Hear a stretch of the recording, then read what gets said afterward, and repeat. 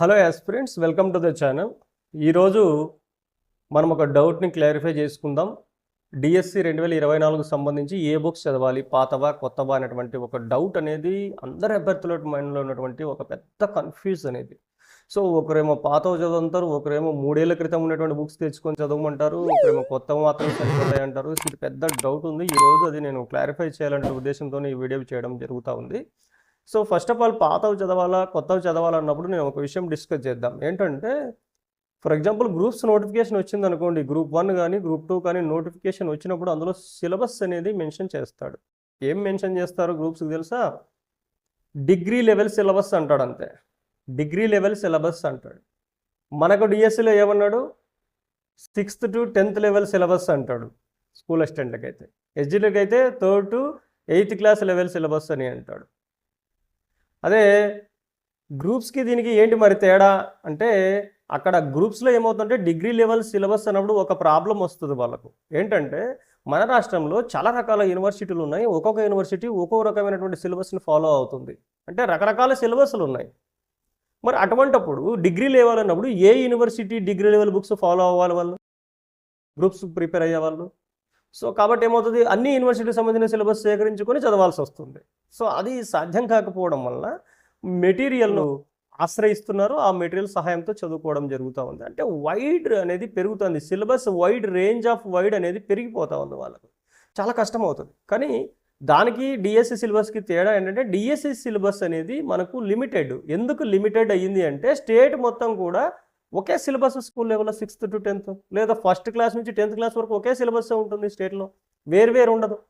కాబట్టి 6th to 10th అన్నా 3rd to 8th అన్నా ఒకే సిలబస్. అంటే మనకు ఒక లిమిట్ అనేది ఉంది. ఆ లిమిట్లోనే మనం సిలబస్ చదవాలి.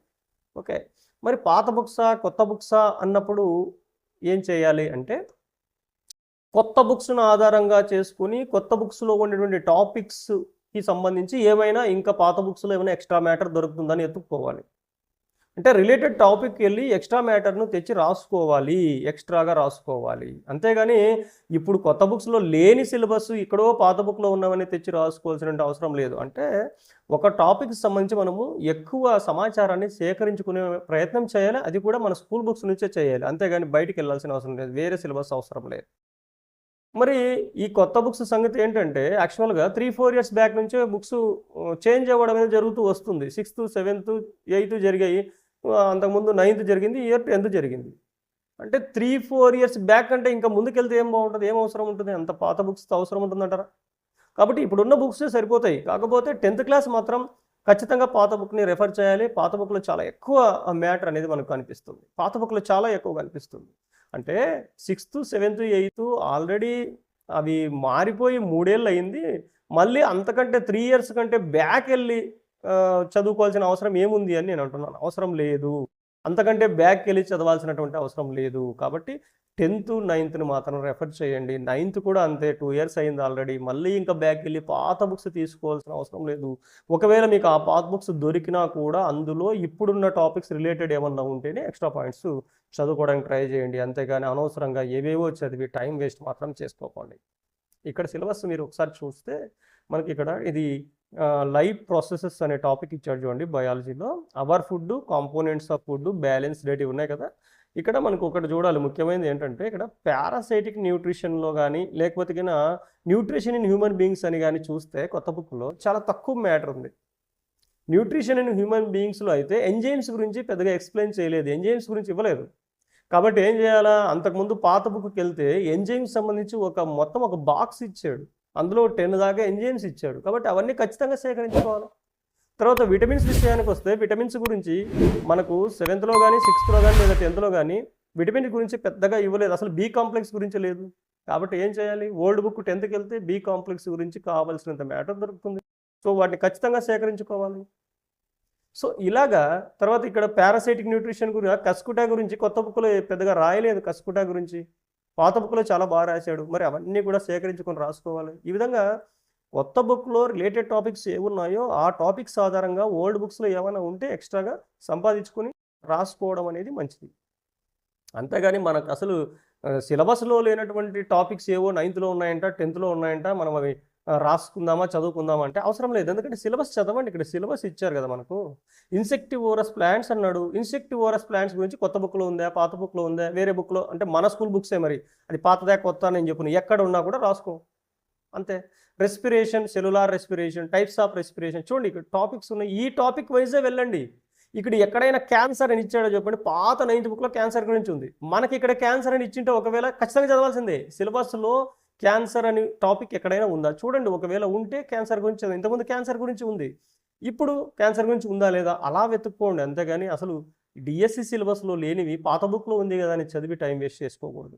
డిఎస్సి సిలబస్లో ఉంటే అది ఓల్డ్ బుక్ అయినా న్యూ బుక్ అయినా మీరు సేకరించుకుని రాసుకోవాల్సిందే. మీకు క్లారిటీ వచ్చిందని నేను అనుకుంటున్నాను. ఈ సిలబస్ ఆధారంగా మాత్రమే మీరు వెనక్కైనా వెళ్ళండి, ముందుకన్నా వెళ్ళండి. సిలబస్ మాత్రం ఎక్స్ట్రాగా సేకరించుకోండి, ఎక్స్ట్రాగా చదవండి. ముఖ్యంగా స్కూల్ అసిస్టెంట్స్ 6th నుంచి 10th క్లాస్ వరకు క్షుణ్ణంగా చదవండి. తర్వాత ఇంటర్మీడియట్ లెవెల్లో చదవడానికి ప్రయత్నించండి. అవి కూడా రిలేటెడ్ టాపిక్సే చదవండి. మన సిలబస్లో ఉన్నటువంటి టాపిక్స్, ఇక్కడ మన సిలబస్లో ఉన్నటువంటి టాపిక్స్ని ఎక్స్టెండ్ చేసి ఇంటర్మీడియట్ లెవెల్లో కూడా చదువుకోవడానికి ట్రై చేయండి. అదేవిధంగా ఎస్జిటి అభ్యర్థులు 3rd క్లాస్ నుంచి 8th క్లాస్ వరకు క్షుణ్ణంగా చదవండి. తర్వాత 9th 10th చదవడానికి ప్రయత్నం చేయండి. సో ఇక్కడ మన క్లాసెస్లో మనం స్టార్ట్ చేయబోయేటువంటి క్లాసెస్లో ఇవన్నీ ఇంక్లూడెడ్గా రాస్తాం. పాత బుక్కులు కొత్త బుక్కుల నుంచి కూడా కలిపి పీడిఎఫ్ రూపంలో క్లాసెస్ అనేవి స్టార్ట్ చేయబోతున్నాం. పీడిఎఫ్ తయారు చేయబోతున్నాం. అన్ని తయారు చేయడం కూడా స్టార్ట్ అయింది కాబట్టి క్లాసెస్ కూడా త్వరలో స్టార్ట్ అవుతాయి. సో నేను మేబీ రేపు ఎల్లుండి నుంచి క్లాసెస్ కూడా స్టార్ట్ అవుతాయి కాబట్టి మీరు సబ్స్క్రైబ్ చేసుకొని బెల్ ఐకాన్ క్లిక్ చేసుకోండి. నోటిఫికేషన్ అనేది వస్తుంది మన వీడియో అప్లోడ్ చేయగానే. మీ క్లాసెస్ అనేది రెగ్యులర్గా ఫాలో అవ్వండి.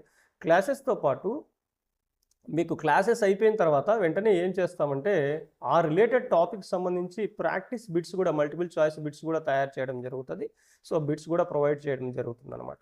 సో కాబట్టి ఈ కన్ఫ్యూజన్ ఏదైతే ఉందో ఈ కన్ఫ్యూజన్ అంతా కూడా వదిలేసేయండి. ఈ కన్ఫ్యూజన్ వదిలేసి మీరు చేయాల్సింది ఏంటంటే మన డిఎస్సి సిలబస్ ఆధారంగా కొత్త బుక్లో ఉన్న, పాత బుక్లో ఉన్నా కూడా ఆ సిలబస్ని సేకరించుకొని మనము కలిపి చదువుకోవాల్సినటువంటి అవసరం ఉంటుందని గుర్తించండి. అంతే. ఎవరు చెప్పినా ఏం నమ్మకండి.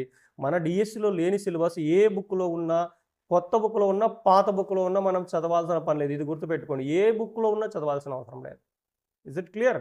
సో అందరికీ క్లియర్ అని అనుకుంటున్నాను. ఓకే. సో ఈ డౌట్స్ అన్ని పక్కన పెట్టేసి మీ ప్రిపరేషన్ పైన దృష్టి పెట్టండి. All the best.